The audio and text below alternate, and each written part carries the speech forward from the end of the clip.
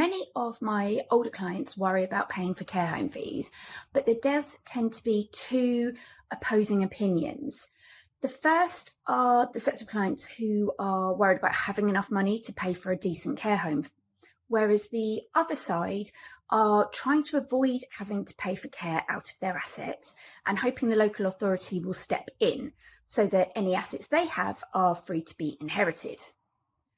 Wherever you stand, it is useful to know the rules so you can anticipate what you may need to pay.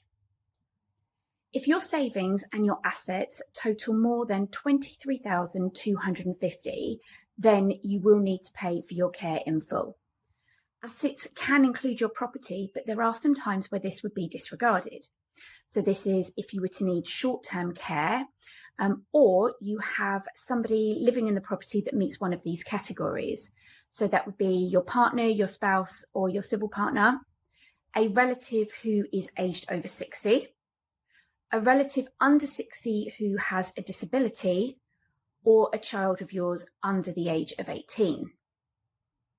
Now, if you are somebody that would be happy to be in one of the council-run homes, then please think very carefully before giving away any assets. If the council think that you have deliberately gifted your home or any other asset to avoid full care home fees, it can apply the deliberate deprivation of assets rules and treat the asset as if it still belongs to you. Now, this should not be confused with the 7-year rule for inheritance tax because there's no time frame for deliberate deprivation.